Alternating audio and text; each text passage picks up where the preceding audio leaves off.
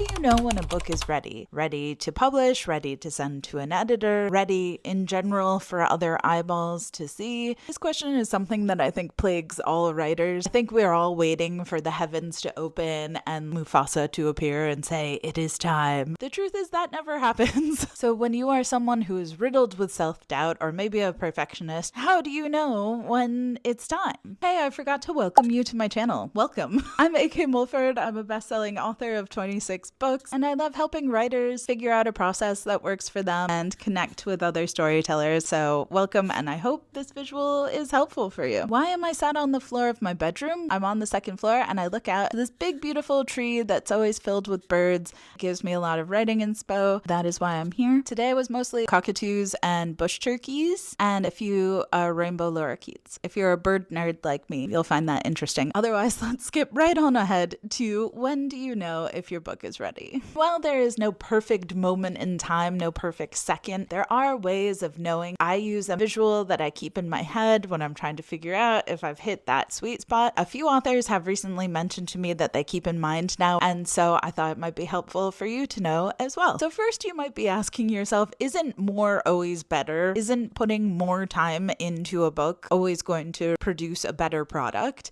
And the answer is nay. You can over-knead the dough, you can over-pluck the eyebrows, you can over-edit. I have books that I have worked on for over a decade that are completely unpublishable. They're so thick with added things and goo that it's impossible to pull the story apart at this point. It's so self-indulgent. Nobody could understand it except for me. And also the me of every year added something into it that the me of a previous year probably wouldn't have, to the point where it's like 10 different people wrote this book. And at some point, I should have just said, hey, it's time to put this one aside and start the next one, but I didn't. There is a sweet spot where it's as good as it will be before you start making it worse. That is something that a lot of people, especially newer authors, do because they're so afraid that it's not polished enough that they over polish it to the point they start second guessing themselves. They take out all of the interesting bits and start adding in things just to please a hypothetical reader that doesn't exist yet. And so it is really, really hard because you also don't want to put out like a first draft. You don't want to put out the very first brain dump that isn't fully thought out. So there's a visual I like to keep in mind, and that is one of a rope swing. I've made a visual, and I'm not an artist, so as you can tell, my art happens in the written word and not in visual drawings.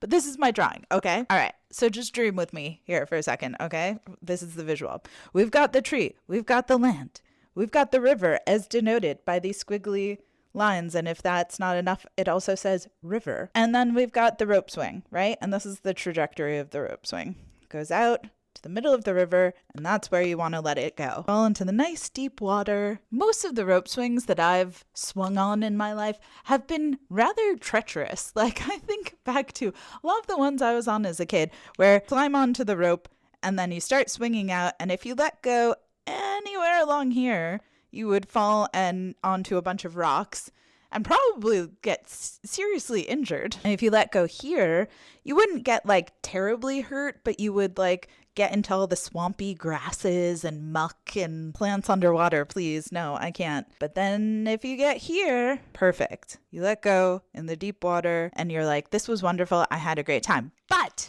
sometimes you're like, have I made it all the way to the apex of this trajectory?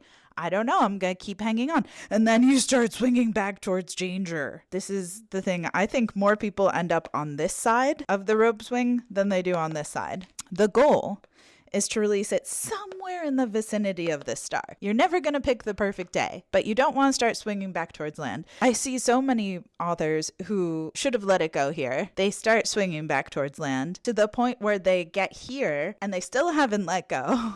They've done the full loop-de-loop and they're like, I can't release this. I need to start over. And they just completely check out that manuscript and start all over again. I can't tell you how often that happens to people. So how do you know? We're aiming for here. We're not aiming for any of this bit. Once we start feeling ourselves heading back towards land, we've got to let it go. What are some ways to tell? This is all well and good conceptually. I think even just having the image in your mind will help you no matter what. If you're asking yourself, am I starting to head back towards land? That is a very helpful thing. And the more you flex this muscle, the easier it will get. Be heartened by that too. If you're starting to change sentences and change them back again repeatedly, ongoing, it is time to let go of the rope. If you start chopping and changing chapters that 3 months ago you really liked because you've read it so many times that you're kind of bored of it, it's time to let go of the rope. If you're starting to introduce heaps of B-plot and other storylines and other characters and making what should be one book and one plot 10 different plots, it's time to let go of the rope. If you're spending weeks or months thesaurusing because you think there might be a word out there that is better, it's time to let go of the rope. Now, letting go of the rope might mean giving the book to beta readers, to an editor, or to a critique partner. It doesn't mean you have to hit publish that day. It just means it's time to give it to somebody else who has a better objective perspective on the story than you do. You're this close to it, you have no sense of whether it is a good book or not anymore. Hot potato it over to them for a while. Sometimes you need a buddy to be calling the shots from the shoreline. Sticking with the metaphor here. Sometimes you're going out on the rope swing and you need to hear 10 people on the shore being like, let go, let go, let go now. And then you're like, okay, yep, they're spotting me, they know. Sometimes you need somebody who has a better vantage point than you saying, it's time to let go of the rope. Does that mean that every book we put out is the perfect book? No. A lot of times it never will be. Let it be what it is. Respect the book that it decided to become. And I'm sure there's people from the reader side who are like, I wish this author spent more time with this book to make it XYZ. And there's no amount of time that you could have spent on the book to make it what they wanted it to be. Readers who say like, well, if they spent more time on it, they would have done this. And it's like, maybe they wouldn't have, or maybe just you wanted that. And I think this is why second, third books can be really hard for authors, is because you're trying to live up to expectations of multiple different people who all might have conflicting opinions of what the perfect book is. I really should make a whole video on second book syndrome. Usually the people who benefit from this metaphor are the people who hold on too long. The people who let go too quickly don't watch videos like this. They're racehorses, they're just going. The people who are second guessing whether their book is ready to release are probably hanging on too long. So if you're watching this and you feel called out right now, let me know in the comments. Honestly, it's so simple. You probably already intuitively knew this, but sometimes you just need that visual. Sometimes you need an external reminder up on your wall that you look at every day to go, oh, yep, checking back in, reminding myself. And I get it. It is really hard to know when to let go of that rope, especially because you're constantly in movement. It's not like you can really stop and take stock of where you are and whether, you can't go back and measure the distance you've come. You can't see you're swinging into it, right? So like you're in motion as it's happening. And so it's very hard to know, is now the time? Do I need to let go? You're checking in while you're in movement. And if you need some spotters from the shoreline saying, let go now, make sure you assemble them before you're already swinging back to shore. That is very important. I feel like most people start to assemble the team when it's already too late and they're already going to knock back into the tree. And the most important thing to remember, and hear me when I say this, is that every author's rope length is different. Every author's distance to the perfect open water is a different length of time.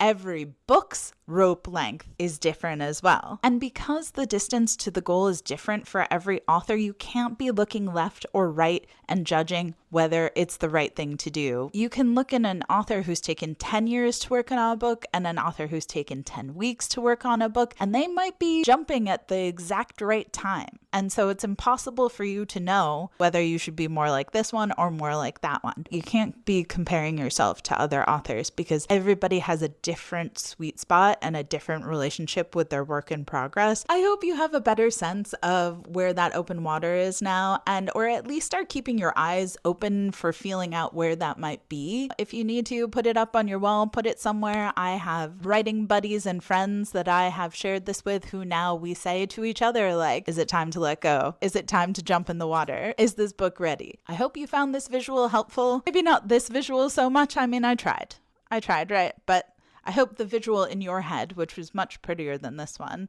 has been helpful for you, and you're able to think a little more critically about when a book is ready to release. And the biggest thing to know with all of this is know that you are not alone. We're all going through it. Every author is thinking the same thing and trying to figure out that sweet spot for themselves. We're all in it together. Good luck. Happy writing, friends.